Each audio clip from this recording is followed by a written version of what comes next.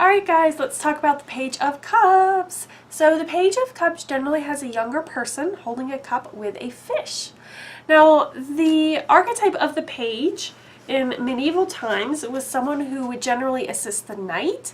This was generally a younger person of noble birth. So a lot of times this person was 7, 8, 9 years old, 12 years old, somewhere in that realm. And they were in charge of, helping the knight with everything that they needed, maybe caring for the horse, definitely sending messages, right? There's no telephones back then. So they would be in charge of invitations or like getting travel plans or basically like coordinating things. So the Page of Cups specifically has a man, or a younger person, holding a cup with a fish in it. Now, if I pretend that I am the person in this card, and I was holding a cup and I looked in it and there was a fish, I would be like, oh my goodness, there's a fish in there, right? Like it would be totally unexpected, out of the blue. No one expects a fish in their cup. So what that means to me is that it's some sort of unexpected news or unexpected invitation, and it just suddenly, it's just like there it is and you had no forewarning. It's like, oh, okay, right? The other thing that this card means to me is artisticness and creativity, and as you can see, this person is holding a, I don't know what you call that. It's one of the things like paints are on. I don't know, Bob Ross had one, right? Like he'd sit there and he'd paint his happy trees. I don't know what that thing is called with the paints on it that you like dab the brush in. But anyways, so it can mean someone who's very artistic, a younger person who is maybe psychic. That's one of the other things that I get from the fish, right? It can be subconscious archetypes. It could mean dream interpretation, psychicness, and children are generally more psychic than adults. Anyway, so that to me is meaning a person with these sort of attributes. So generally the court cards in the deck are going to mean people. They don't have to mean people, but they usually do. And the court card will embody the characteristics of that person. So the Page of Cups person, the Page of Cups personality type is going to be more gentle, maybe more childlike, more softer around the edges. They might be very psychic, they might be very intuitive or very artistic. They might be very free-flowing with their emotions, something to the nature of that, right? But really, when any court card comes up, you just have to use your intuition as to what it means and just go with that, because that'll be right. When they come up in readings for me, I just know immediately whether it's a person or whether it's describing something else, right? But it's one of those things like you just have to know in the moment. So if we go into the Archangel Tarot, we have the Page of Raphael, gentle, loving, dreamy, and open-hearted.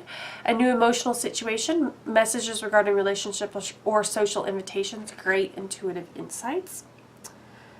We also have in the Angel Tarot, Page of Water, intuitive, sensitive, artistic, and friendly. A new person enters your life. A relationship begins a new phase, heightened psychic abilities. And the last one, which is the Fairy Tarot, is Prince of Summer, romantic, captivating, dramatic, and flirtatious. Falling in love suddenly, being swept off your feet, the need to stay grounded during a very emotional experience. And in the Druid Craft Tarot, we have the Princess of Cups instead of the Page. So some decks are going to do a Prince and a Princess and then a King and a Queen instead of a Page, Knight, Queen, and King. So just use your intuition. A page can be, generally it was always male, but if your intuition tells you that it's female and you're in the middle of a reading and you have a card where it's definitely like a male, then just go with your intuition that it is a female. Because the cards, of course, are a door to your intuition, right? They're the thing that is going to allow your subconscious to leapfrog into getting more of the download and intuitional, that's not a word, and intuitive insights that come through for you. Because the person that you're reading for, if you're reading for yourself, they don't really care what the cards say, right? Like they care what the intuitive meaning is that flows through. So trust that. And if you get a meaning that doesn't correspond at all to what the Page of Cups mean, but you feel that it's right, then you should go with that. Okay? All right, so let's go into the Page of Cups reversed. So When the Page of Cups is upright, it generally means to me someone who's softer, more demure, more gentle in nature. Reversed, it feels the opposite to me. It feels like someone who has a lot of emotional upheaval. They might be a little bit unstable. They might be very immature. Maybe this person has a hard time acting like an adult. Maybe they have childlike outbursts, right? Maybe they just can't quite control what comes out of their mouth, or they can't quite control how they feel, or they cry at the drop of a hat, or something to the nature of that. This might represent someone who's easily hurt or takes things personally, who doesn't have the sort of emotional maturity to understand certain situations. Another thing this card can mean is some sort of creative block or psychic block. So where this person is psychic and intuitive and they're allowing things to flow and they're just coming out and they're not being inhibited, this person is having trouble, receiving insights or receiving messages.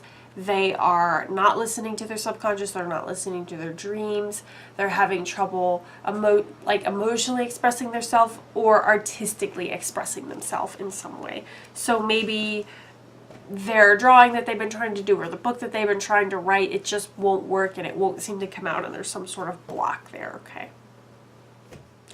Okay, time for the Knight of Cups.